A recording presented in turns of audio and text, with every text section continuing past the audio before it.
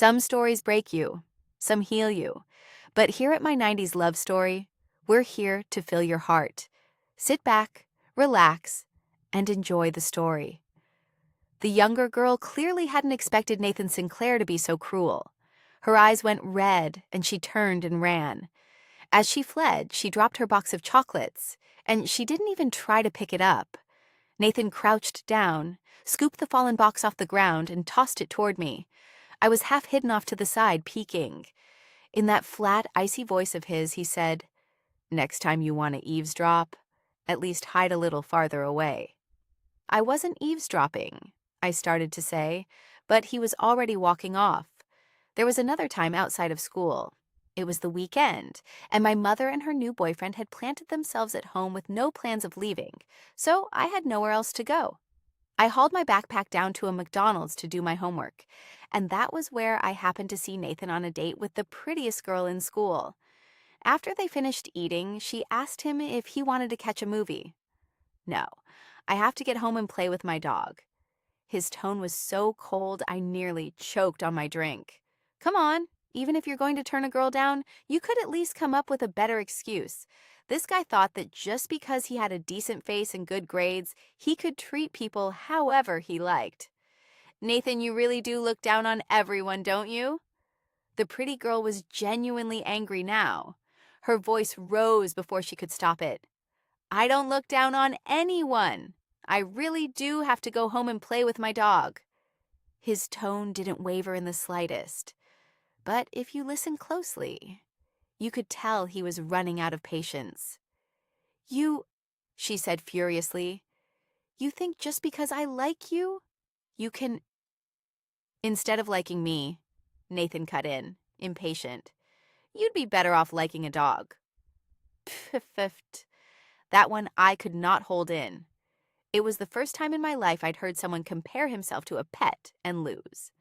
Nathan Sinclair truly had a gift for driving people up the wall. The pretty girl heard me. She turned, saw me sitting there doing homework not far away, and her face went scarlet. She bolted. Nathan blinked, then walked over. My heart started slamming out of control. I was still scrambling for how to explain myself when he sat down across from me. "I came here to eat," he said. My brain promptly shut off. That girl also came here to eat. Oh, I felt like an absolute idiot. She'd asked whether the seat across from me was taken, and when I said no, she'd sat down. Nathan went on unbothered. After we ate, she asked if I wanted to see a movie. I told her I had to get home to my dog and didn't have time. "You came all the way over here to explain the whole backstory to me?" I said. "You really don't have to. I couldn't care less about your little dating dramas." "We're not dating. It's not the kind of thing you're imagining." He paused, then added, "And when we're back at school, don't spread any rumors. I'm not interested in girls." Wait, I get free gossip like this and I didn't even have to pay for it? While I was still reeling, Nathan kept talking. "Don't get any ideas. I'm straight." "Buddy, you're the one overthinking this." Something in my face must have set him off, because Nathan suddenly stood, looming over me, and warned, "If this gets out, I will make you regret it." I ducked my head and pretended to keep working, silently cursing this bizarre new transfer student. What a freak. But today, that same bizarre transfer student was the one holding on to me, gripping me tight, just as I was about to jump into the river. His face was perfectly calm as he asked, "If I give you money, will you come home with me?" I stared at him, wary. He looked right back at me and asked again, "Are you really willing to end your whole life just like that?" Looking at that expression, unchanging, cold as a 1,000-year glacier, I asked myself the same question. Was I willing? Willing to be leered at and pawed by my mother's disgusting boyfriend before I could even fight back? And then, when I finally tried to have the very woman who gave birth to me slap me across the face as hard as she could, was I willing to just fall silent and end my own life? No, I wasn't. The ones who'd done wrong were the adults. So why were the children always the ones who had to pay? Come home with me. It can't be any worse than where you are now. Can it? Nathan kept coaxing, his voice gentler than I expected. I looked at him, then nodded slowly. He was right. How much worse could it possibly get? Between staying near that revolting man to be used up and this, a good-looking, tall, lanky boy about my own age standing in front of me.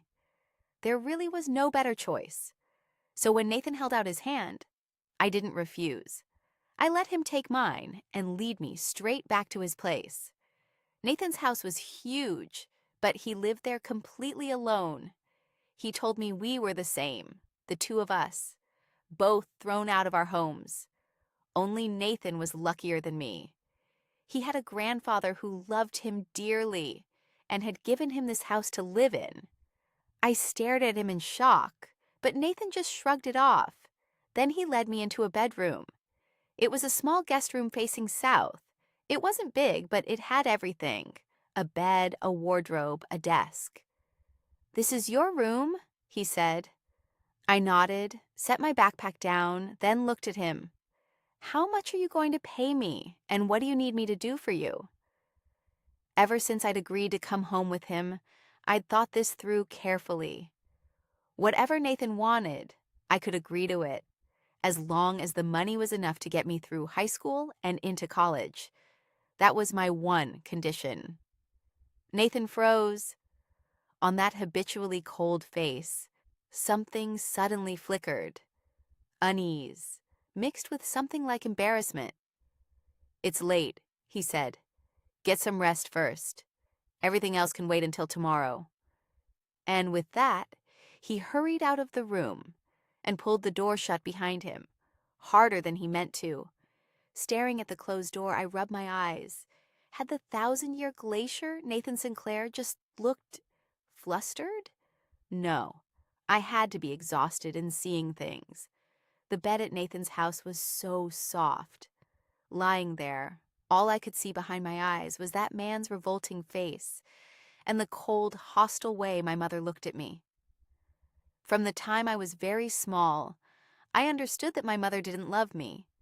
In my memory, she abandoned me twice. The first time, a kind person from our village found me by chance and brought me back home. I was only about 8. When my mother opened the door and saw my careful, wary little face, her expression was complicated. Not long after, a middle-aged man, maybe 40, came out of her room.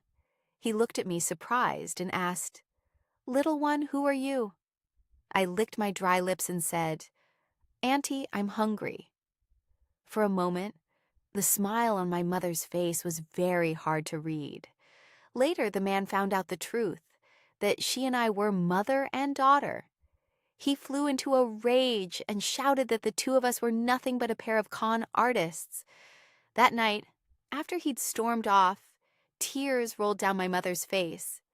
She demanded to know if I was determined to ruin her, if that was the only thing that would satisfy me.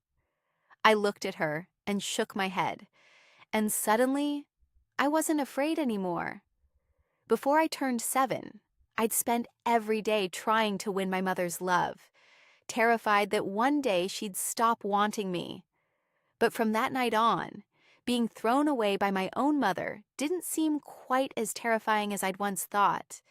So when she decided to abandon me a second time, I accepted it calmly. I was 9. She told me a rich family wanted to adopt me. All I had to do was agree, and I'd never have to suffer alongside her again. I looked into her anxious eyes and asked coldly, "How much?" At first she was stunned. Then her face turned to ice. "A girl like you? What are you even worth? Fine. You want a number? 8,000. I climbed onto that little minibus, telling myself the whole way that however bad the new family was, it couldn't be worse than staying with my mother. But my luck has always been terrible. Before we even reached wherever we were going, the police caught the people who'd bought me. It was at the station that I learned the truth. They hadn't bought me to sell to some rich family at all. They'd meant to send me abroad to smuggle drugs. A kind officer escorted me back home. "You just won't die, will you? Cursed little ghost." That was the first thing my mother said when she saw me. But this time at least, she didn't drive me away. Because she'd just been dumped again. The apartment was a wreck, reeking of alcohol. Without a word, I went and opened the windows, gathered up the liquor bottles she'd flung across the floor, swept, mopped, and gathered her clothes to wash them. She watched me do all these little chores in silence. Then she suddenly pinched my cheek and said, "Guess you're good for something after all." I nodded. "I'm going to study hard and get into college. And someday, I'll earn so much money. I'll buy you a big house and a car, so don't ever throw me away again, okay?" She patted my head. "Barely up to my hip and already talking big. You're just like your good-for-nothing father." "You've raised me for 9 years," I said. 9 more, and I'll be a grown woman. When I'm grown, it'll be my turn to take care of you." "All right, Mom." She stared at me for a long time, then said, almost dazed, "Only 9 years old, and already talking like some grown daughter." Then she turned and went into her room. After that, my mother stopped trying to get rid of me. Until 7 days ago, when I discovered that her new boyfriend had secretly installed a camera in my bedroom. When I tried to call the police, my mother not only stopped me, she slapped me and told me to get out. She told me not to come looking for her again, to get as far away as possible and never come back to bother her. I grabbed my backpack and ran. I waited near our building for a long time, but my mother never came to find me. With nowhere else to go, I ended up sleeping in the emergency room lobby of a hospital. Then my money ran out. Drop out and go work or end it all. That was the choice in front of me. I'd made mine. I just never expected Nathan to grab me and hold on, or that he'd want to strike some improper little bargain with me. Because a boy who looked that good, whose grades were that good, a straight A model student, how could he possibly be short of a girlfriend? At school, half the girls in the grade below and half the seniors above were crazy about him. Was it that not one of them met his standards? Was his taste really that impossibly high? Or did this guy have some other stranger appetite? And when the time came for Nathan to cash in his master's privileges, would I even be allowed to say no? The more I thought, the darker my thoughts got. It had to be the school stress and reading too many novels. I was going to work myself to death. That night, I had a string of strange dreams. In the last one, Nathan held a ruler and asked why I'd gotten so many physics problems wrong. My eyes welled up and I promised I wouldn't do it again.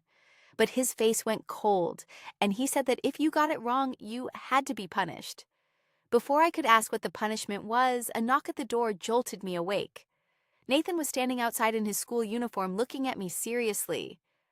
"Are you planning to take the day off? Study hall starts in half an hour. If you don't get up now, you'll be late." "Right. Coming." I shut the door and went to change. In the bathroom, there was a new toothbrush and towel. "Use those," he said. I washed up, and when I came out, Nathan tossed me a bag of meat buns. "Eat on the way." "Thanks." I took them. And then, remembering that mess of dreams from the night before, my cheeks went warm without permission. They're not free, you know? There was something loaded in the way Nathan said it. My face went even redder. What was wrong with me? He seemed to lose patience with my dawdling and just steered me out the door. Nathan and I walked into class one after the other because that morning he'd biked me to school and plenty of people had seen. So after study hall, a swarm of girls came over to grill me about what was going on between us. I kept my head down. I genuinely had no idea how to describe my relationship with Nathan Sinclair. I was still trying to invent some excuse when the bell rang, and everyone scattered back to their seats. First period was language. When our homeroom teacher, Mr. Palmer, walked in, he had a stack of exam papers in his hands, the monthly test. "One student in this class left the entire essay section blank," he said, and looked straight at Nathan. His voice hardened. "Nathan Sinclair, explain to me why you didn't do the essay portion." Every head in the room swung toward Nathan, faces full of disbelief. I gripped my fountain pen tight. Even skipping the whole essay section, his total still beat mine by 38 points. If he'd actually done it, I didn't even want to imagine. Nathan lifted his head lazily. It won't happen again. That was all. He offered no reason for leaving the section blank, and his whole manner made it clear he had no intention of explaining. Mr. Palmer sighed, defeated, and handed the papers back. When I got mine, I ran my eyes over the scores, then glanced at my own essay grade and did some quick math. If you added that onto Nathan's total, how high would he land? When I finished calculating, I sucked in a breath. With a score like that, forget just getting into a good school. Even the very best universities in the country would have been within reach. I couldn't help sneaking a look at him, and met his eyes head on. I whipped my head back around so fast my heart nearly leapt out of my chest. After class, Mr. Palmer called me to his office. "Are you and Nathan close?" "No, sir." "Not close? You bike to school together." He said it with a smile, clearly not believing a word. However I tried to spin it, Nathan had been here more than a month, and every single day he came and went alone. In class, he never spoke to anyone. Even when a teacher tried to draw him into conversation, he kept everyone at arm's length. And it was that very attitude that got him disciplined so often. But he never budged. "We really aren't close." My face was burning. My relationship with Nathan Sinclair was truly not something I could explain out loud. Nathan transferred here from a top high school in the city. He's the real thing, a genuine top student. You'd do well to spend more time around that boy. It'll bring your own grades up. Mr. Palmer got right to the point. "I understand, sir." I nodded. I'd always been at the top of my class, but honestly, our school wasn't one of the elite ones, and internal rankings didn't mean much. I'd come in second this time, but my total was only 598, not even 600. Stacked against a top provincial school, I'd probably rank hundreds of places lower. That day, the teachers handed back math and physics, too. Nathan had missed a perfect math score by 2 points and gotten a perfect score in physics. Overnight, he became the hottest topic in school. Even in the bathroom, I could hear people whispering. Where exactly had this transfer student come from? And why on earth would a student that good end up at a small school like ours? That evening after class, Nathan waited for me outside the gate with his bike. I pretended not to see him and walked right past. Whatever else was true, Nathan had a reputation at that school, and I didn't want to draw attention and get talked about. He hesitated a moment, then quickly pushed his bike and caught up. After we'd gone a little way, I checked around. No one nearby, and turned to him. "You don't have to make our relationship so obvious at school." His face was blank. "And what is our relationship?" "It's that kind of relationship." My face went scarlet. Wasn't it obvious? Nathan was the one who'd given me money and taken me home. Wasn't that exactly what this was? So why did it suddenly feel like I was the fallen woman here? Nathan looked at me quietly. Then the corner of his mouth curved up. His smile was cold, but there was a glint of mockery in his eyes. All at once, I was so embarrassed the flush crept all the way down my neck. "Holly, maybe read fewer of those novels." How did he even know that whenever I was stressed or in a bad mood, I went and buried myself in that kind of story? My whole body prickled with mortification right down to my toes. As it turned out, all my dark imaginings had been complete nonsense. When Nathan said he'd give me money, all he wanted was to hire me to clean his house and cook for him. In plain terms, a housekeeper. "You're a broke student. I can't afford to pay you a fancy salary. $1,500 a month. That work for you?" I kept my head down, my face red as blood, and my voice came out thin as a mosquito's whine. "Okay." Working for Nathan, with room and board covered, I wouldn't have to spend a cent of my own. $1,500 a month meant I could save at least $1,000. Money for college tuition later. For me, that was more than enough. Back home, I'd done all the housework anyway. The woman who'd given birth to me was a disaster at everything except chasing men. From the time I was very small, I'd learn to pay the electric and water bills, buy groceries, do laundry, cook, and clean up her messes. Who'd have guessed that the survival skills I'd been forced to learn would turn into a way to make money? Looking down at my sneakers, bleached almost white from washing, I felt a smile pull at my lips, even as tears threatened to spill over. Right when I most wanted to cry, Nathan's warm palm brushed lightly against mine. "There's a food market up ahead. Let's walk a bit." I looked up, blinked, and said, "Okay." He patted the rack on the back of his bike. This time, I didn't refuse. I climbed on. After we bought groceries, Nathan parked at the roadside and pulled me into a small clothing shop. The storefront was tiny, with a sign out front. Clearance, $35 each. I looked down at the clothes I was wearing, hesitated, then went in. "The clothes come out of your wages, don't overthink it." Nathan tilted his chin up, all arrogance. But the tips of his ears had already gone pink. Adorable, really. So I didn't hold back. Top to bottom, inside and out, I picked 2 outfits, 200 altogether. Nathan paid without a word. When I'd run out of home, I'd taken only 2 changes of clothes and some underwear. However carefully I'd looked after them, the cuffs of the jacket I was wearing had worn dull and stained. Nathan had seen my poverty and my shame from the very start, and he'd chosen to say nothing. On the way back, my chest felt heavy. I wanted to find somewhere with no people and cry my heart out. But then it seemed too dramatic, weeping over something so small. Nathan stayed exactly as he was, aloof and unruffled, that face of his the last one you'd expect to belong to someone so quietly thoughtful. Back at the house, he carried his bag straight to his room, and I went to the kitchen on my own to wash vegetables and cook. After dinner, Nathan took over the dishes. When I told him to go rest, he said he'd just finished 2 practice tests and wanted to clear his head. He nudged me off, then added over his shoulder, "You've got a lot of homework tonight. Don't stay up too late." "Thank you."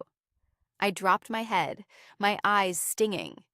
Nathan pretended not to notice and kept washing.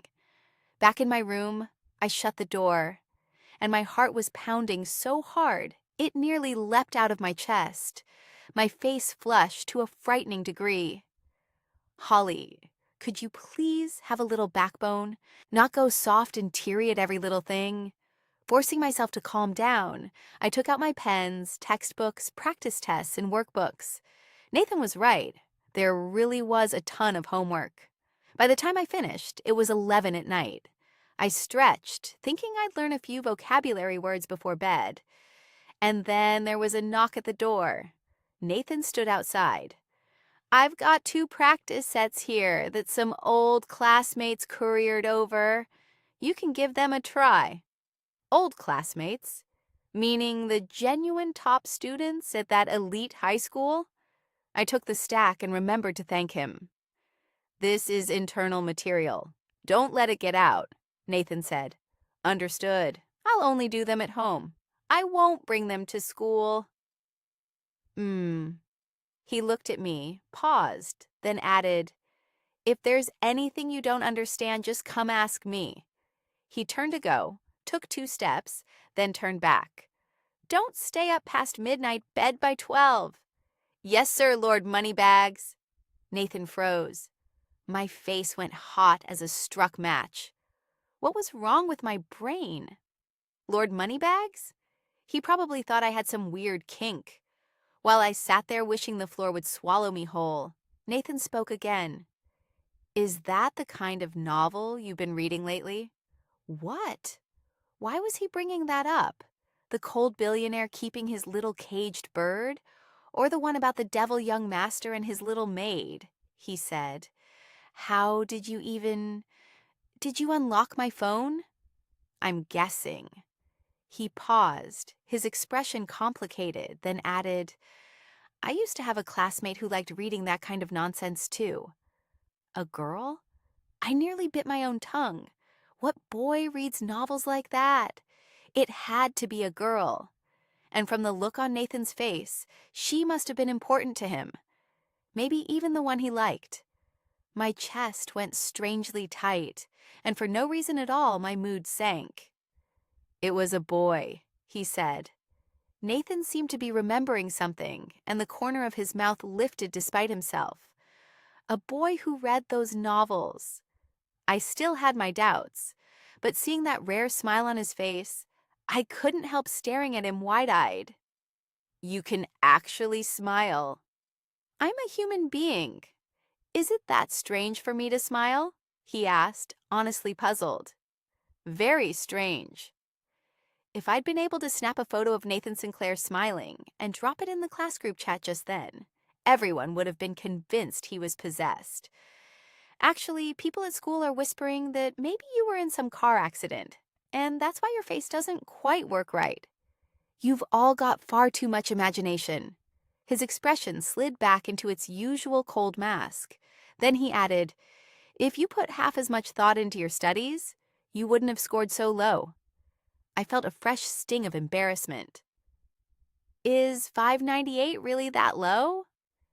Even though I'd placed second in the whole school, Nathan had transferred in from the city. With a score like mine, in his old school, I'd probably rank dead last. He nodded. "Very low." Then, after thinking a moment, he softened it. "But this exam was nowhere near as hard as the college entrance exam. That score doesn't really mean much." My mood, already low, dropped straight to the bottom. I'd always believed that as long as I worked hard enough, even if I couldn't get into the very best schools, I could at least make it into a solid one. But if Nathan was right, even reaching that far was already a stretch for me. The gap was enormous.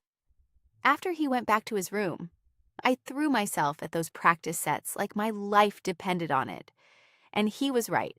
The 2 sets he'd given me were far harder than the monthly exam. I sat there working until 2 in the morning and still couldn't finish. A full third of the problems I couldn't crack. But it was too late to go knock on his door, so I could only jot the unsolved ones into my notebook to ask him the next day. The price of staying up half the night was that I overslept. When I opened my eyes, it was already 6:30. If I made breakfast now, it'd have to be something quick. A bowl of noodles with a couple of eggs, maybe. Would his lordship turn his nose up at that? I threw on my clothes and raced to the kitchen, only to find breakfast already sitting on the table. "You're up!" the boy's voice came from behind me. "I'm so sorry." I was so mortified I couldn't lift my head.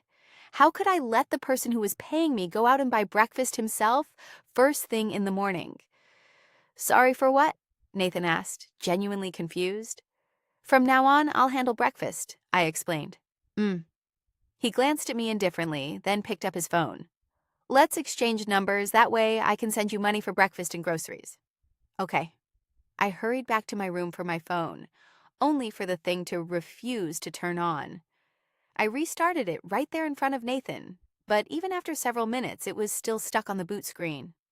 "No rush, go wash up first, eat, and we'll add each other after," he said.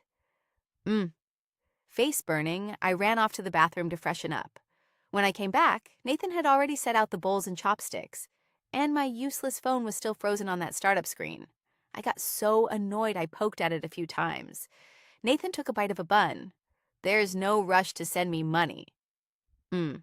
Red-faced, I stuffed a fried dough stick into my mouth, cursing that broken phone 1,000 times over in my head. It still hadn't finished booting by the time we'd eaten and reached the door. By then, even Nathan sensed something was off. He picked up my phone, turned it over a few times, and asked, "Are you sure you haven't clicked any sketchy links lately?" No, I wasn't so sure. Maybe it caught a virus. "I'll take it to a repair shop tonight." He handed it back to me.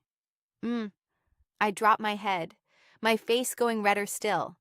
If I kept humiliating myself in front of him like this, I wasn't going to be able to show my face at all. At lunch, I was flipping through my notebook, dithering over whether to go ask Nathan about the problems from yesterday's sets, when my deskmate suddenly leaned in close, all secretive. "Do you know why Nathan transferred to our school?" "You know?" I looked at her, surprised. Sophie sneaked a glance back at Nathan, who was napping, then dropped her voice. "Word is it's because of some improper relationship between him and his stepmother." What? Weren't rumors like that going a bit far? She grabbed my arm. You know Katie over in 11A7? She's got a relative studying in the city. Nathan's scandal apparently rocked his whole hometown. So bad that almost no school would take him. That's why he had to transfer all the way down to a tiny place like ours. Then Sophie poured out everything she'd heard. According to her, Nathan had deliberately seduced his stepmother to get revenge on the woman who'd broken up his family. And once he'd succeeded, he dumped her cold. And in the end, that stepmother was driven so far out of her mind that she came to his school with a knife and slit her wrist right in front of his classmates. My head spun. I genuinely couldn't reconcile the boy I knew with the Nathan and Sophie story. They couldn't possibly be the same person. Bottom line, this guy is dangerous. Holly, you need to stay far, far away from him, she urged. Without thinking, I turned to look at Nathan. He was resting his head to one side, gazing out the window. And when I really thought about it, from his very first day, Nathan had always kept up this same distance from everyone. 2 months in, he hadn't made a single friend. Any class activity he could skip, he skipped. Even on exams, he did the bare minimum. Otherwise, he wouldn't have left the whole essay section blank or answered only the multiple choice on the English test. Just that morning, dropping off my English homework, I'd overheard the English teacher complaining to another teacher about his attitude. It was as if Nathan didn't care about his own life at all. I was still lost in thought when he suddenly turned. Those dark eyes, usually so indifferent, wavered the moment they met mine. Then, just as quickly, settled back into calm. I took a deep breath, picked up last night's notebook, and walked over to him.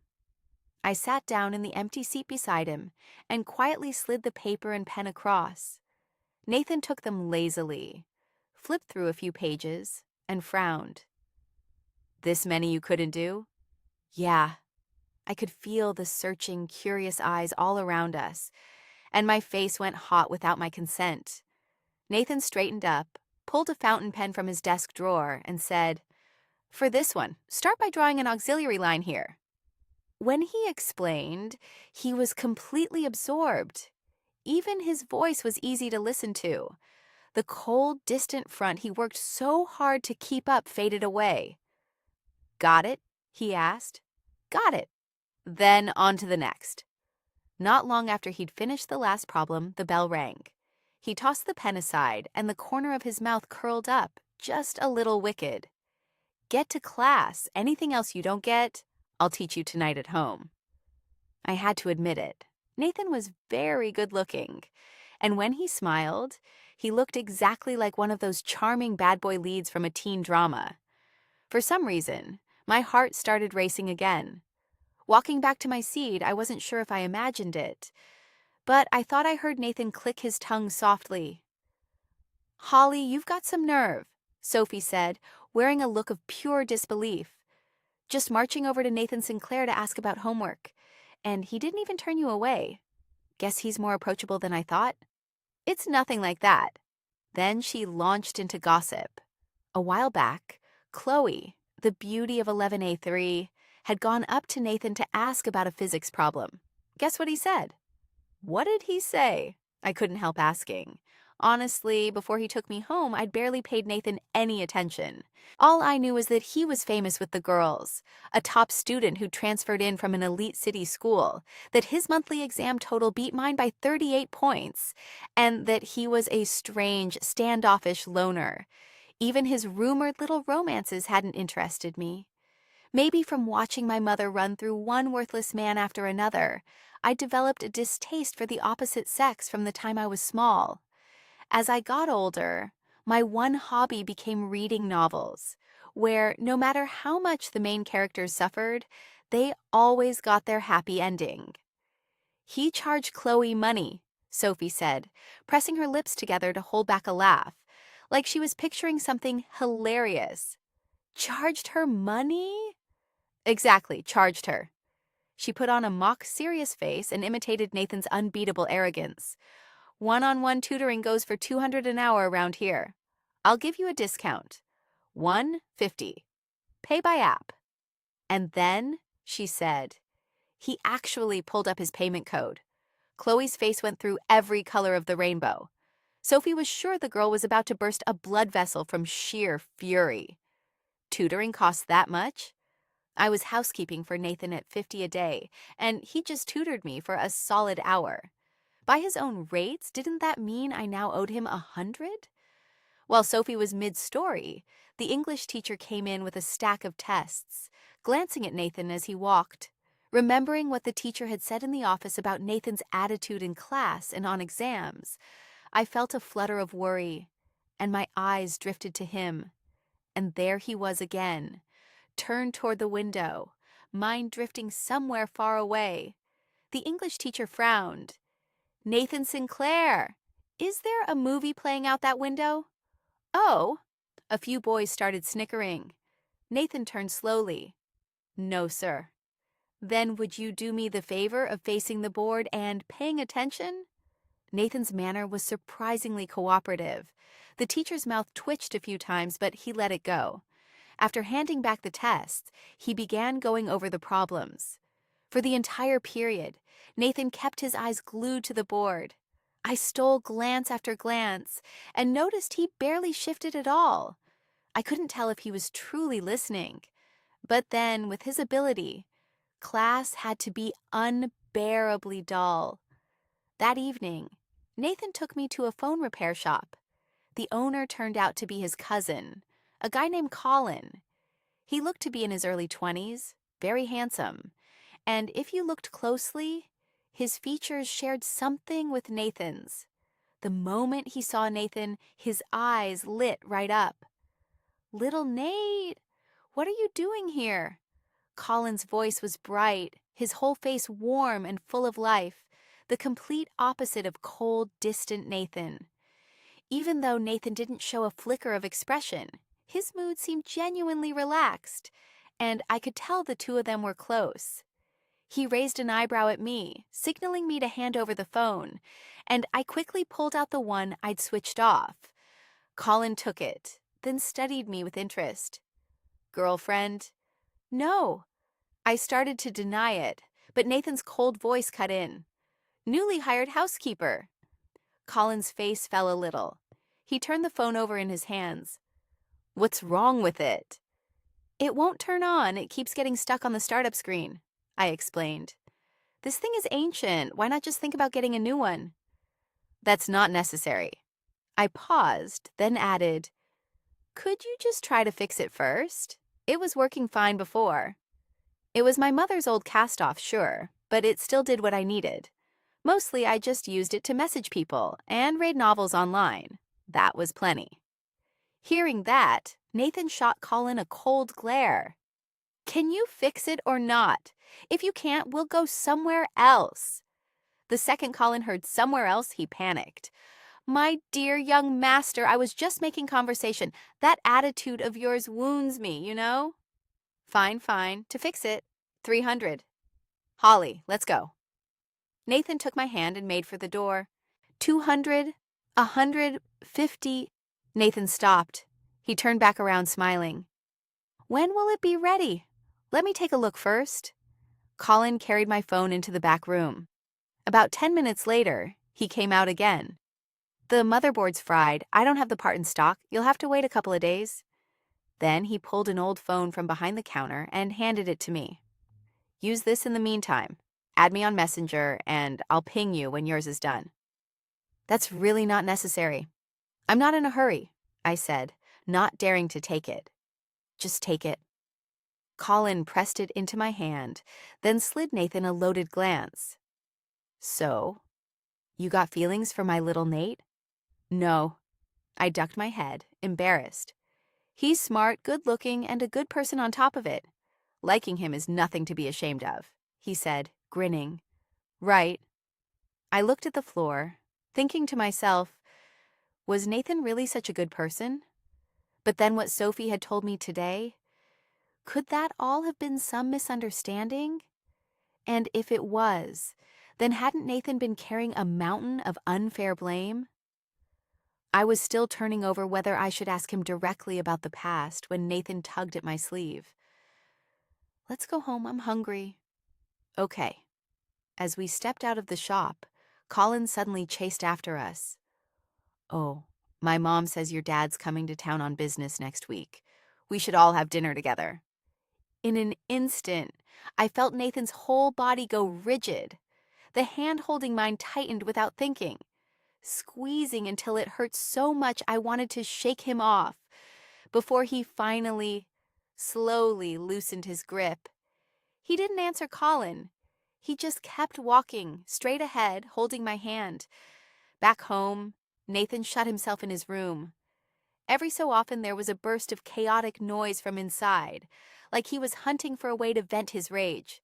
When I finished cooking and he still hadn't come out, I steeled myself and knocked. "Come in!" When I pushed the door open, a thick wave of cigarette smoke hit me and set me sneezing. Between two of Nathan's fingers was a small cigarette, unlit.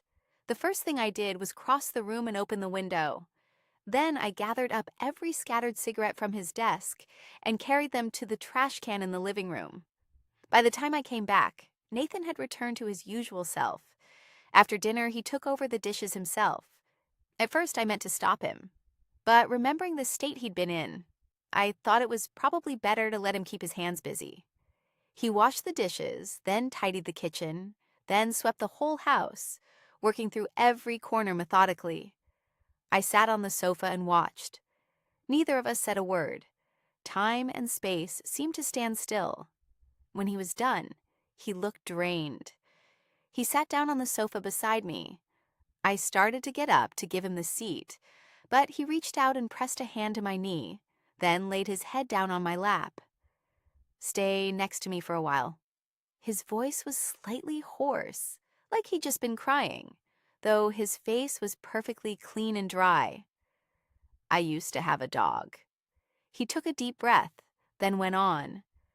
Suddenly I remembered.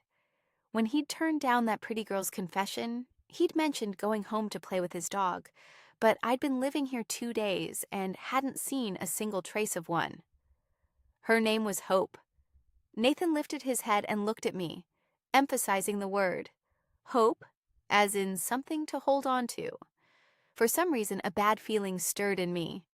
That day, Nathan had saved me, promised me money, and given me a place to stay. Don't tell me it was because my name started with the same letter. Holly Hope. All at once, I wanted to cry and laugh at the same time. "Holly, do you have a wish?" His voice dropped low, his tone unbelievably solemn. In his eyes was an expectation, a seriousness that I'd never seen from him before. What? I couldn't follow him. How had we gone from the dog straight to my wishes? I'd lost my own hopes long ago. Every day I just gnawed on old pain and hollow dreams to get through. But I wasn't willing. I wasn't willing to end my life so carelessly, so cheaply. "Holly, if you have a wish, let's work toward it together, the two of us, okay?" Nathan said it gravely, those ink-dark eyes fixed on me, as if the words had drained every ounce of courage he had in this life. I looked at him quietly, and suddenly, fragments of that night rose up in my mind. That night, darkness had swallowed the whole little town. The wind blew in hard gusts. Nathan stood on the bridge, staring down at the rushing water below, his shadow stretched long and lonely under the streetlight. When he saw me, the boy's eyes had brightened, clear and sharp. But at the time, I'd gathered every scrap of courage to climb onto the railing, wanting a quick end for myself, and I hadn't even registered that there was someone else on the bridge. Not until Nathan caught me as I was about to climb over. Only then did I realize he was there too. "Are you really willing to just end your life over nothing?" he'd said. "Holly, no one will care." Back then, I'd thought he was trying to save me, but it seemed more like Nathan was trying to save himself. I wrapped my arms tight around him and repeated, word by word, right against his ear. "We both deserve a better life, to be treated better. Nathan, stop torturing yourself." Whatever he'd been through, I hoped he could learn to let it go. And then I told him a lot about myself. About being born and then abandoned by my own mother, not once but twice. About all the years, from childhood on, of watching her take up with one strange man after another. About running away from home for days on end while she never once called. Nathan, no one has ever cared about me, but you're the first. The first person to buy me breakfast, to take me clothes shopping, to bring me to fix my phone. You gave me a room, a bed, a warm quilt, every warm thing. I don't want to watch you walk down the wrong road again. I don't want to see you fall back into that pit. Nathan, from now on, I'm going to hold on to you. Tight. After I finally opened up to him, Nathan's whole attitude toward life started to turn. At school, I began going to him openly for help, and over time other students started coming to him too. He was impatient about it, but he stopped refusing people. It shocked Sophie speechless. Is that even the Nathan Sinclair I know? By then, Sophie already knew about my situation. And after days of Nathan and me coming and going together, plenty of gossip had sprung up, so I had no choice but to admit that I was working as the housekeeper at his place. When Mr. Palmer had learned about my circumstances, he'd once suggested the class chip in to help me. I turned it down. Just as well, the homeroom teacher sighed. Nathan's grades are excellent. Living under the same roof as that boy means more chances for you to learn. One Saturday, one of Nathan's relatives called and invited him out to dinner, and I stayed home doing homework. Halfway through, Colin messaged to say my phone was fixed and to swing by the shop to pick it up. I changed clothes, grabbed the house keys, and headed out. The moment I stepped into the shop, I ran straight into the disgusting man himself. On instinct, I spun to leave, but he came after me fast. You little brat, where the hell have you been hiding these past few days? I wasn't so easy to push around anymore. I whipped out my phone. If you lay a hand on me, I'll call 911. Ha, a few days apart and suddenly you've grown a spine, huh? Gary Decker raised a fist, about to hit me. Colin came flying out of the shop and shoved him aside. Holly, are you all right? I looked at him and shook my head. Only then did Colin turn to Gary. This girl is a customer of ours. If you cross the line with her, I'll call the police right now. Call the police! Gary spat on the ground and sneered. In all my years, I've never heard of somebody calling the cops on a father for disciplining his own daughter. He's your father? Colin asked me, doubtful. He's my mom's boyfriend, I said. Ah, so you're just the mother's boyfriend. And you've got the nerve to stand here claiming somebody else's daughter as your own? Who knows what you're really after? Colin had hit the nail on the head. Gary's face went pale with fury. He left me with one line, "You watch yourself," and stormed off. After I swapped the loaner back for my own repaired phone, Colin still didn't feel easy, so he insisted on driving me home himself, worried Gary might come back. I didn't refuse. On the way, Colin told me a few things about Nathan. He said that although Nathan came across as cold and distant, his heart was actually softer than most people's. Otherwise, that woman could never have hurt him so badly. I guess the woman he meant was the stepmother Sophie had mentioned. Picturing her doing something so unhinged, cutting her wrist in front of Nathan's classmates, my heart ached for him. At my door, I carefully probed. They say Nathan and his stepmother. Colin cut me off before I could finish, angry. Don't listen to garbage from outsiders. Little Nate is a really, truly good kid. You have to believe that. Okay. He used to have a dog named Hope. I stared at him, thrown by how suddenly Colin had brought up the dog. He looked at me and said, Little Nate told me that back when he couldn't hold on anymore, a very important friend gave him that dog. Later, when he couldn't stay in the city and had to leave, the only thing he took with him was Hope. Colin paused, then went on. Half a month ago, that woman came out here and caused a scene.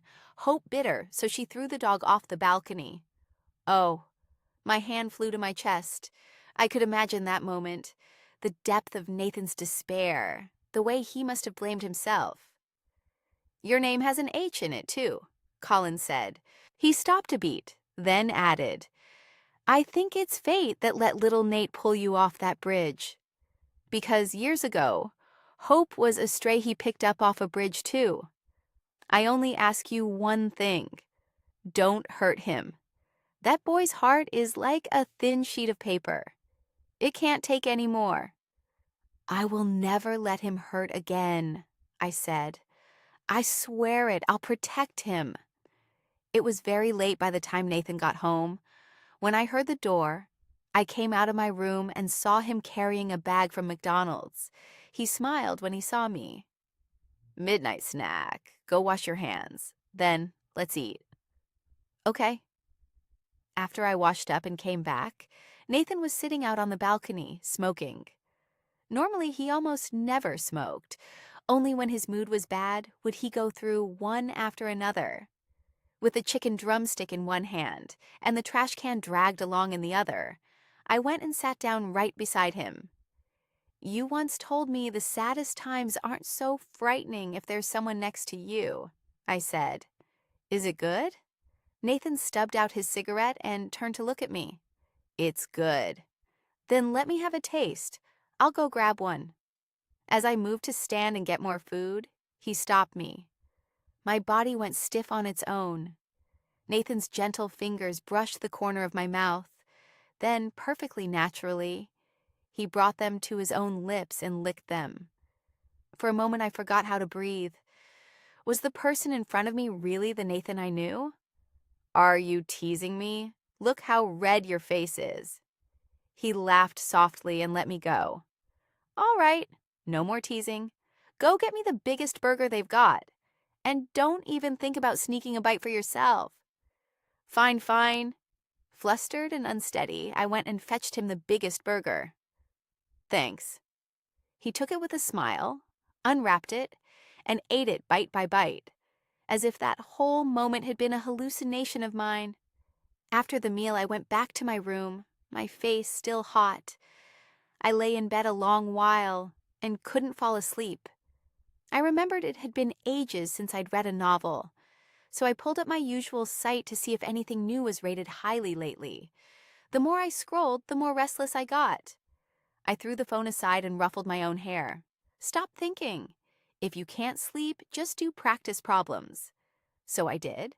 After finishing 2 sets, I was completely spent, and finally slept straight through until the sun was high the next morning. Until the ring of my phone woke me. It was my mother calling. I hesitated, but in the end, I picked up. Holly, is that you, sweetheart? Where have you been these past few days? I've been worried half to death. I was wrong. I won't scold you anymore. Come home quick. From now on, Uncle Gary and I are going to love you and take good care of you. Something wasn't right. My mother had never once spoken to me so tenderly. After I hung up, I anxiously told Nathan everything, including how I'd run into Gary Decker the day before. From the time I was little, my mother never once spoke to me gently. Not even when some man had just walked out on her. When she was drunk, she'd pull me into her arms and say I was all she had left. But even then, her voice was never soft. Her attitude today scares me. Nathan looked at me quietly for a while, then said, Do you want to be completely free of her? I do. Then you don't need to be afraid. In a bit, answer her call and tell her you'll come home this afternoon. Right now, I have to go get some things for my cousin. Until I'm back, do not go out for any reason. I didn't know what Nathan was planning, but I was certain he'd never do anything to hurt me. A while later, he returned and handed me 2 things. One was a hair clip, the other a recording pen. This hair clip is actually a mini camera. A friend of my cousin's designed it. Clip it in your hair. Put the recording pen in your bag. If they get suspicious and search it and find the pen, they won't bother checking anything else. I understand. I fixed the clip in my hair as fear and unease slowly seeped into my heart. It's just in case, for the worst case scenario. We probably won't even need it. Seeing my worry, Nathan tried to reassure me. Nathan walked me all the way to the foot of my building. Go up first. I'll wait here. If anything happens, I'll be up in a second. I'm not scared. He reached out and ruffled my hair. Then he leaned against the corridor railing and took out a cigarette, flicking the lighter a few times without catching a flame. I helped him light it. As he bent toward it, his handsome face blurred in the drifting smoke. Impossibly striking. I don't know what possessed me, but I went up on my toes and pressed a light kiss to his right cheek. The cigarette dropped from his lips to the ground. Nathan pretended to bend down to pick it up, but the sight of his ears, flushed red as blood, made me burst out laughing. "You're not well behaved at all." He didn't reach for the cigarette. He just looked up at me, face pink. I touched his cheek and smiled. "I love the way you look when you blush. See you." Before he could react, I skipped off toward the stairwell without looking back. Silly boy, pretending not to care, when really he was more worried than I was. He couldn't even hold on to his cigarette. What was all that composure for? Nathan Sinclair is such a silly boy. When I pushed open the apartment door, there were 3 people in the living room. My mother, Gary Decker, and one more man. He looked nearly identical to old Gary, only much younger. "Holly, this is Uncle Gary's son, Kevin. He's 22. You're both young. You're bound to have plenty in common. Why don't you sit down and get to know each other?" I was only 17. I was a high schooler. What could I possibly have in common with that man? Back in the day, 17-year-olds were already mothers. "What's this too young nonsense?" Gary cut in, displeased. By now, even I could see exactly why they called me home. So I was just a pig being brought to market. "You called me home for this?" My chest tightened with anger, but I fought to stay calm. "If there's nothing else, I'll come visit again another time." Running off? Not so easy. The second I turned around, Gary lunged and pinned me against the doorframe. "You idiot! What are you standing there gaping for? This is your future wife. Tie her up," he barked. Only then did the young man on the sofa move. "What you're doing is illegal," I said, furious, thrashing with everything I had. But I was too weak to break free. My mother stood off to the side, wiping her eyes. "Holly, just do as Uncle Gary says. I've suffered more than half my life. All you have to do is marry Kevin, and Uncle Gary will take me to get a marriage license and put my name on his house deed.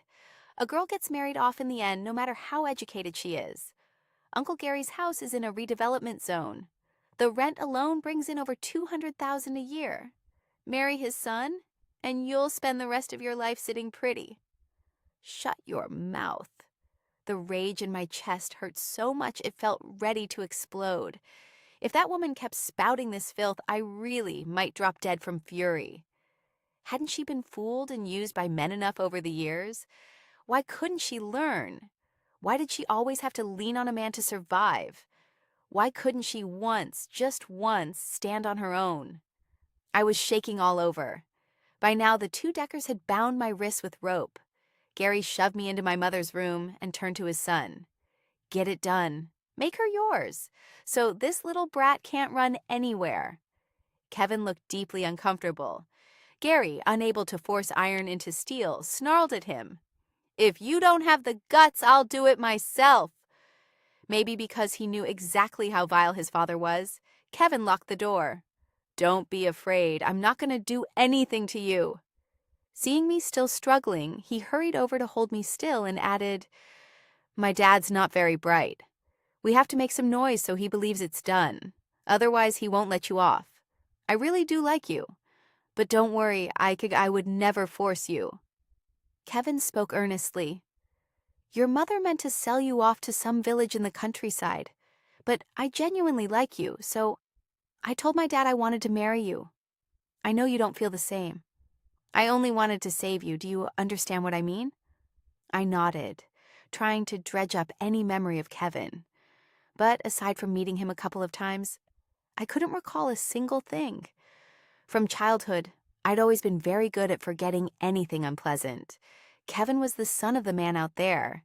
I had no good impression of him at all, so it was no wonder I remembered nothing. And yet, Kevin claimed he liked me. That made this even more absurd. While I was distracted, Kevin suddenly lunged and tore at my clothes. Shock ripped a scream out of me. I have to make my dad believe you're mine now. Holly, help me out here, please. He looked at me pleadingly. I fought harder. With my hands tied, all I could do was kick. Human nature is the last thing that holds up under a real test, so I didn't dare put my faith in this man. Don't do this. But seeing me struggle so desperately, Kevin used both his hands and feet to pin me down, most of his body pressing over mine. Then there was a crash. The door splintered open. A rush of officers in uniform stormed in with weapons drawn. I dropped into a crouch, arms over my head. As Kevin was hauled off me, one older officer tossed me a jacket. It was Nathan's jacket. I curled up and sobbed until I had nothing left. Afterward, we went to the station to give statements. When it was all over, I saw Nathan leaning against a pillar outside the station, one hand tucked in his pocket. As I left, I faintly heard him call one of the officers, "Uncle." "It's over," he said. "Yeah," I said, "it's over." By the time they were released, I'd surely have made it into college, free to fly somewhere farther, somewhere better. It would be a whole new beginning. Not long after, the results of the second monthly exam came out, and Nathan became a legend all over again. His total was even higher than the top-ranked student at the #1 high school. The school's usually dead online forums suddenly roared to life. Even girls from the #1 school came around asking about him. For a stretch there, secret photos of Nathan circulated everywhere. Candid shots snapped from every angle, more than anyone could count. Nathan still did exactly as he pleased, but his attitude towards studying and testing grew visibly more serious. Meanwhile, summer was drawing near. Before break, the school would hold final exams, and word was this round would be much harder, closer to the college entrance exam. I was a bundle of nerves. This time I still placed second with a total of 621. Nathan got 716.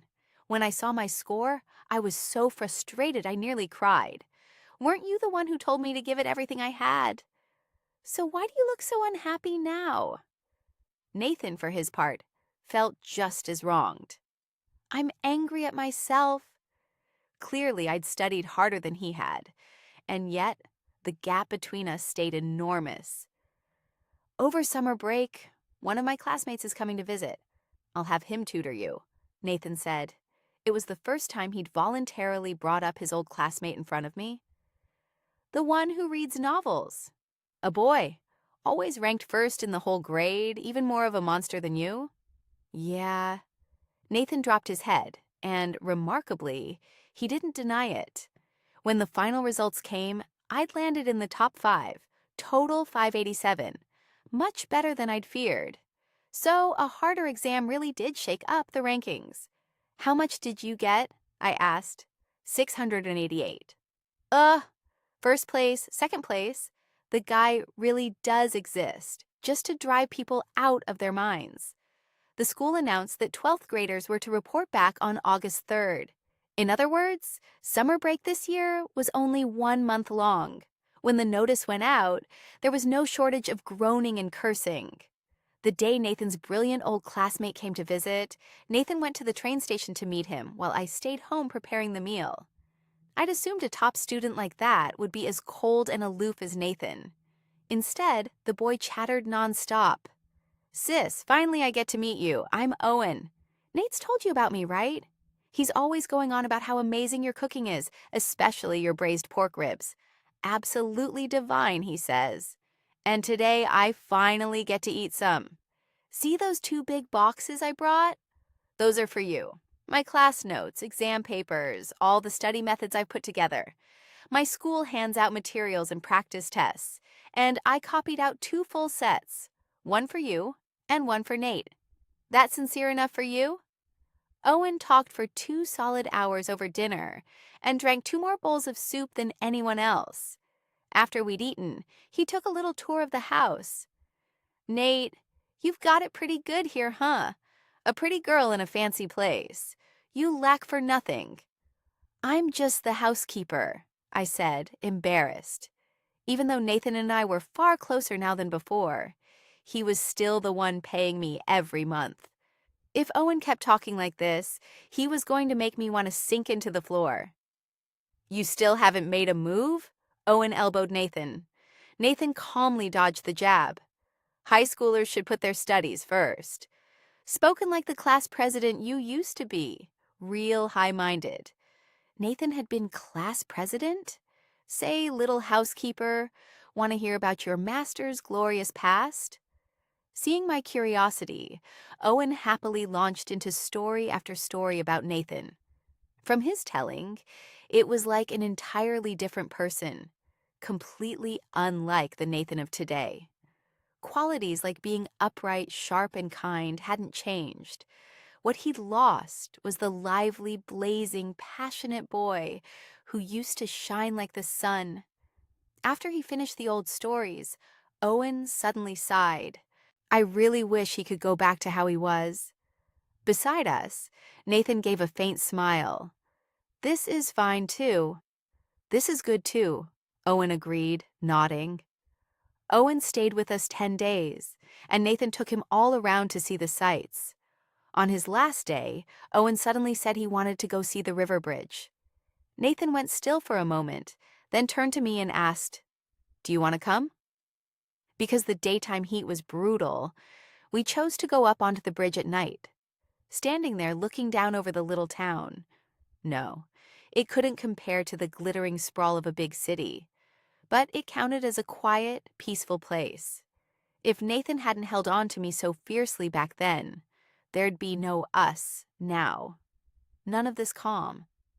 "Nathan, thank you for keeping me here," I said, unable to hold the words in when he glanced my way. He gently took my hand, his eyes utterly serious. "You're the one who held on to me first, Holly." "Ugh, you two are making me sick," Owen groaned, rubbing at the goosebumps rising on his arm. "How about this? When I get home, I'll write the two of you a novel. Title, The Rich Boss and His Little Housekeeper. How's that?" That got a laugh out of Nathan, who promptly kicked him in the backside. "Get lost tomorrow." "I already bought my ticket," Owen yelped, clutching his rear. "You don't have to chase me off. I'm leaving anyway." Nathan and I both cracked up, and when Owen saw us laughing, he started laughing too. After Owen left, Nathan and I willingly descended into exam-solving hell. The papers Owen had brought were far harder than the tests at our school. It wasn't just me. Even Nathan sometimes got stuck on the trickier ones. Owen had set up a little group chat, and he announced grandly that if we ran into anything hard, we should message him directly. Whatever he knew, he'd share, holding nothing back. I sent him the problems I couldn't crack, and whenever he had time, he'd work through them for me. Beyond the problem solving, Owen's notes and study methods opened my eyes to a lot. Even though the new term hadn't started yet, I could feel myself improving. "Holly, you and Nate should both put a school in the city as your first choice. Then we can all hang out together," Owen said, and not just once. "The city, huh? With my current grades, my options weren't exactly wide." "Don't listen to him," Nathan said, afraid I'd stress myself out. He reached over and ruffled my hair. "Apply wherever you want to go." I looked up at him. "What about you? Do you want to go back to the city?" Nathan froze, then suddenly smiled. "Wherever you end up, that's where I'll go." After the new term began, our school held another exam, and both Nathan and I had improved markedly. Before the scores were posted, Mr. Palmer called Nathan into his office for a private talk, and Nathan came out looking noticeably grave. He told me the school wanted him to spend the next year in an intensive final sprint to test into one of the country's two best universities. "You don't want to?" Those two schools were the dream of countless students. "I used to want to study in the physics department at the top university in the capital, but this is fine now, too." His voice was clouded. Was it because of everything that had happened before? After thinking it over, I asked, "Is it because you don't want to go back to the city?" Nathan didn't answer. Inside, he was deeply torn. Memories of his time in the city clawed at him, so much so that on quiet, sleepless nights, Nathan hated that he couldn't just die and be done with it. It was disgusting, all of it. Even his own stepmother wouldn't let him be. Wasn't that practically incest? Were rich people all this shameless? The thought of ever attending the same university as people like that turned his stomach. And no matter where Nathan went, the slander clung to him and wouldn't shake loose. Countless times he'd wanted to prove his innocence with his own death, but once he calmed down, he saw clearly that the wrong in all this belonged to other people. Throwing his life away for people like that wasn't worth it. So all this time Nathan had endured, just barely getting through his days. And the city had become forbidden ground he didn't dare set foot in again. Watching him sink into those memories, my own heart ached without meaning to. That night, after I'd finished cleaning the kitchen and was about to go do homework, Nathan suddenly called out to me, "Holly, you've probably heard a few things about my past, haven't you?" I'd heard no fewer than 7 versions. Some said he and the stepmother had truly loved each other. Some said everything Nathan did was pure revenge. But the strangest version of all had it that the stepmother was originally Nathan's girlfriend, only for his father to steal her away. Not even a novel could invent a plot that dramatic. When I recounted these wild versions to him, his face turned frighteningly dark. "My relationship with that woman was nothing like any of that," Nathan said, biting off each word, and in his voice was a deep, buried hatred. At first, the woman hadn't wanted to marry his father, but she couldn't hold out against his sweet words and the money he threw at her, and she was quickly won over. Nathan let out a bitter laugh. "Back then, I actually thought my father had finally met the love of his life, that from now on he'd turn over a new leaf and be a good husband. Thinking about it now, I was so damn naive." For as long as Nathan could remember, his father had never stopped switching out girlfriends. His father had been lucky in his youth. He made a fortune in real estate, then followed others into investing, and with a good eye and better connections, the company took off fast. Once a man has money, he picks up bad habits easily. Nathan's mother couldn't stand her husband's endless philandering, and in a fit of anger, she filed for divorce. Later, his father set his sights on a college student and used various tactics to pressure her family into handing her over.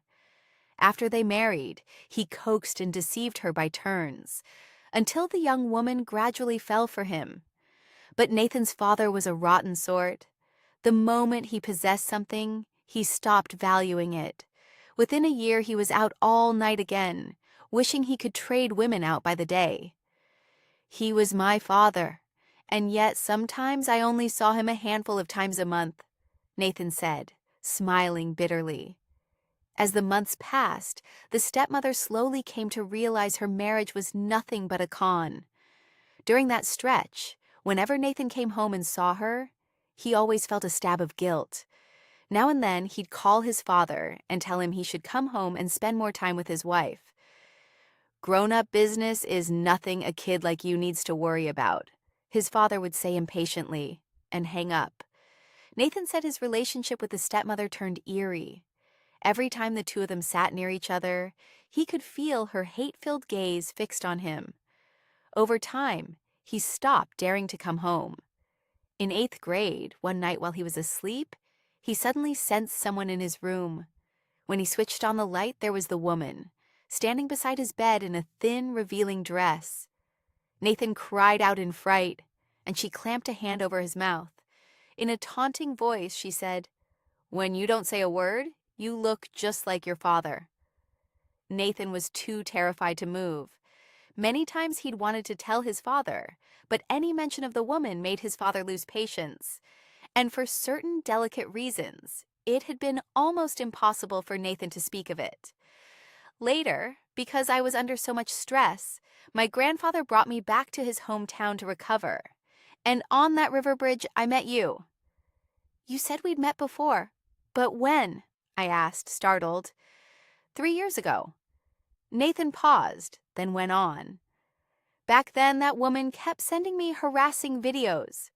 The moment I blocked her, she'd play the grown-up card and show up at my school to make a scene. There was a girl there who liked me. A kind, sweet girl. She quietly slipped a love letter into my bag.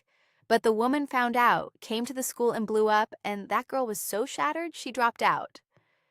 It had left Nathan drowning in self-blame. It was the first time he truly understood how terrifying and unhinged the woman was. He wanted to escape her harassment, but no matter how he fought, there was no getting away. That day, standing on the river bridge, was the first time Nathan wondered whether, if he simply died, it might all finally stop. And just as the thought took hold, a girl's voice came from behind him. "Why don't you jump? I've been waiting here forever." He turned to see a small, thin girl, her face covered in cuts and bruises, a puppy cradled in her arms, standing on the bridge and looking down at the water below. "Sometimes I want to jump too," she said. "But standing here, I can't stop thinking because should my life really end like this? Would that woman shed even one tear for me? No, she wouldn't cry. She'd be thrilled to finally be rid of the thing tying her down. She'd probably go buy a couple of firecrackers to celebrate. I don't want to give her the satisfaction. I want to live. Live well, live for myself, just to spite her to death. And when she's old and lying in a hospital bed, it'll be these very hands that pull out her breathing tube. Just thinking about it makes me happy." Then the girl looked down at the puppy in her arms and sighed. "You poor thing. Fate stuck you with an unlucky brat like me. And today I took a beating from my mom because of you." She crouched and set the puppy down. "Go. This is where our road together ends. Go find yourself a rich owner." But the puppy just sat there and refused to move. "I really can't keep you. You heard what that man said. If I don't get rid of you today, tomorrow he'll cook you. A life's a life. Now go." She stood and walked away, but the puppy chased after her the whole way. Angry, she lifted her foot to kick it, and then, in the end, sank down into a crouch, buried her face in her hands and cried. Seeing her cry, Nathan felt his heart ache. He took the pack of tissues from his bag and handed it to her. "What's your puppy's name? I could be its new owner." "A puppy's a puppy." "What name? I only picked it up today. Haven't had time to name it," the girl said, taking the tissues and sniffling. "Okay." Nathan hesitated. "Then what's your name? So we can stay in touch." "I'm Holly. And you?" I'd asked. "Nathan Sinclair?" Ugh, what a stiff, ugly-sounding name. I stood, gathered the puppy back up, and told it, "Puppy, from today you've got a new owner. His name is Nathan. From now on you follow him, understand?" Then I placed the puppy in his arms. "This little thing has no one. It's pitiful. From today on, you protect it. Don't you dare let it die before you do. Got it?" "Got it." After Nathan finished the story, I genuinely couldn't believe that the person who tried to jump off that bridge 3 years ago had been him. Nathan laughed, pained. "I never imagined you'd forget me completely. Even my name." That day, my mother and one of her boyfriends, I've lost count which one, had beaten me, and I'd dropped my phone and lost it too. Getting home at all had been a wretched ordeal. And like I said, I'm very good at forgetting the things that hurt. On top of that, I hadn't been wearing my glasses that day, so who knows what Nathan even looked like to me. Otherwise, with a face this ridiculously perfect, there's no way I'd have forgotten. "So I'm the one who found your phone?" The next day, Nathan said he'd waited at the same spot all day and never saw me again. He couldn't help laughing. "Otherwise, how do you think I knew you liked reading novels?" And then I thought of the aftermath. Nathan cracking my phone's password, only to be ambushed by a flood of adult pop-up ads. He'd been so horrified he nearly threw the thing away. That day, after you shook me awake, I thought things through, Nathan said. When I got home, I told my father everything that woman had done to me. He was furious. The two of them had a huge fight, and they announced they'd divorce. But before the divorce could go through, she was diagnosed with a mental illness, and it turned out her family had hidden a hereditary condition. For years afterward, the woman was in and out of the hospital for treatment, but she'd no sooner improve than relapse, worse each time. And whenever she relapsed, she didn't go looking for his father. She came looking for Nathan, murmuring inappropriate, twisted words of love, sometimes stripping off her own clothes right in front of him. His grandfather, afraid something would happen if Nathan stayed in that house, moved him out to live on his own. But she tracked down his school and spread vicious lies that wrecked his reputation. One by one, people pulled away from him, calling him a disgusting freak, a monster behind his back. When Nathan's mother found out, she immediately had it out with his father and set about arranging for Nathan to study abroad. Somehow the woman got wind of it.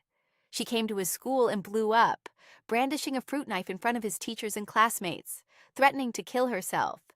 That day, her wrist bled everywhere. The whole class descended into chaos. Nathan felt his world cave in. He fled from the city all the way out here. And last time, that woman had found him even here and killed hope. Nathan felt his life had lost all its hope. That night, somehow, he'd found his way back to the old bridge, never expecting to meet me there again. "Tell me, what did we do wrong?" he said.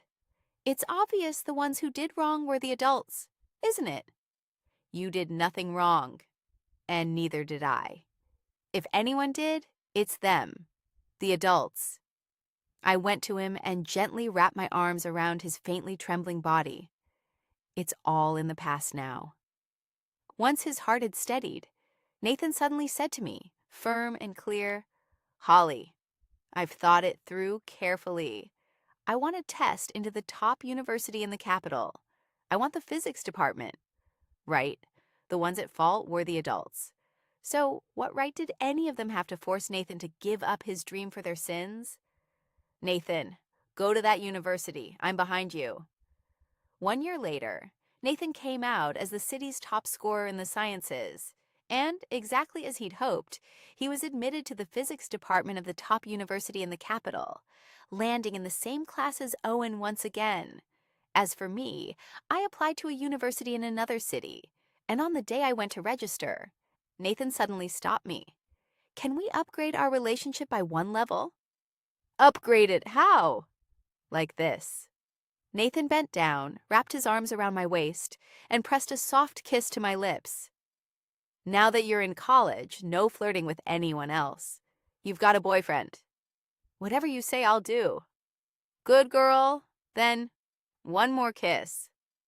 Thank you all for listening.